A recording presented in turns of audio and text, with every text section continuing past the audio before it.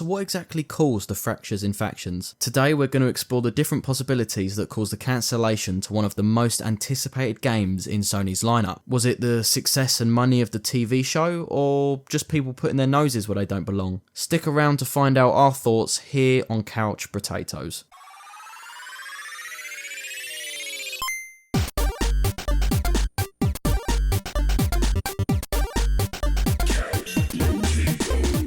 Hello you beautiful Aunt Bessies, and welcome back to Couch Potatoes. Today we want to take a look down the rabbit hole of what could have possibly led to the demise of The Last of Us factions. But before we get into the video, we would like to thank everybody for the kind responses on our last upload, and would greatly appreciate your support by simply hitting the like button, dropping a sub, and especially a comment, as we love to hear from you all, and it greatly helps our algorithm to find new potatoes and keep these videos reaching new and like-minded people. We also have a Twitch channel that will be linked in the description, and we'd love for you to join us on our live adventures. So, back to business. The Last of Us Factions was originally a multiplayer game mode that appeared in the first Last of Us game back in 2014, with the game's remastered version for the PS4. It consisted of a 4v4 competitive down and revive gameplay until one team was no more. It was very popular and to this day still has a decent player count should you wish to find a game and try it out for yourself. This mode felt like a natural integration by Naughty Dog following the multiplayer modes created out of the Uncharted series. The games are both very similar in design, both being single player environmental action story games with a third-person, over-the-shoulder shooting mechanic, both of which also have intuitive AI and rewarding gameplay. It was a tried and tested multiplayer addition to their award-winning single-player narratives that Naughty Dog has become so accustomed to. However, the difference with The Last of Us would be that it's more about conserving and finding ammo in order to overcome the opposing team whilst using a team mentality, whereas Uncharted was more of a parkour puzzle looter shooter where you don't really have to worry about running low on supplies. So again, Naughty Dog have shown that they know how to add successful multiplayer fun into their games, even though it's not their honed craft. So when The Last of Us 2 launched with no added game mode in sight, we were all expecting it to turn up in a future DLC. That was until June 2022 when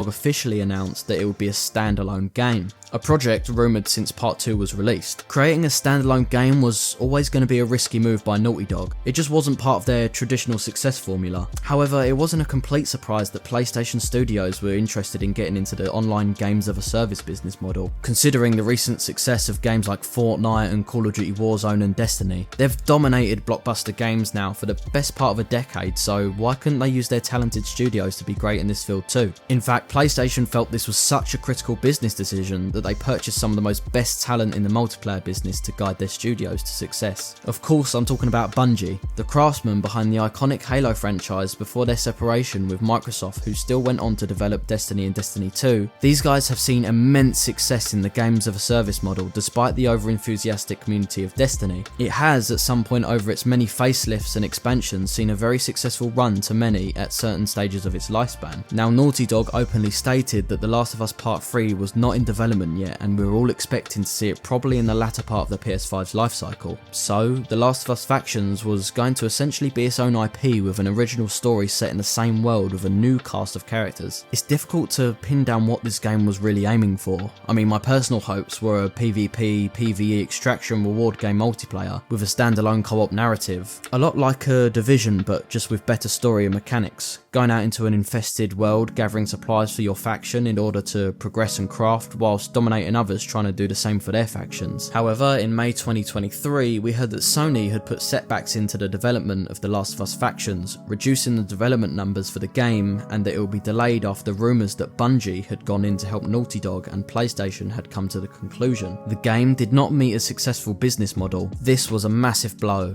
especially seeing the success of the HBO adaptation to television with ever-growing success. And with the uncertain direction PlayStation is heading, could this be a trending theme amongst the rest of their studios? We're still uncertain of the roadmap of Phase 2 of 3 of the PS5's lifecycle, with many of their top developers still lurking in the shadows with what they're working on. Has Bungie had too much influence in the direction of PlayStation Studios and halted the production line? Or has other contributing factors just led to the demise of Faction? This has been a hard year for game developers, and layoffs have been being a dominant headline in daily news stories. Could this be a contributing factor? Also, with what looked to me like the budget-friendly concept of the game the day before, which massively flopped, could that have been a scare factor? It's all just very unclear, and hopefully we may get some answers in the months to come. Some redemption has recently come in the way of announced DLC for the remastered version of The Last of Us Part 2, with the last chapters being playable and a new roguelite mode that looks promising, and with the newly released Valhalla mode in God of War's Ragnarok being such a nice shot. It goes to show that Sony can still take what's hot on the block, add their own twists and magic, and show they can do it better. I'm just bummed that we never got to see the vision for what could have been an amazing addition to the Last of Us universe. But maybe even the success of the TV series is the reason Sony could have decided not to take unnecessary risks with the franchise. All people now not working on the factions are probably now starting production on Part 3. Please let us know your thoughts in the comments below. Also, if you'd like to see our full Last of Us playthroughs, please see our playlists to find our full playthroughs for both Part 1 and Part 2, which will be on our YouTube and our Twitch. Thank you once again for tuning in to another load of bollocks. We hope you have a great day, and we are Couch Potatoes.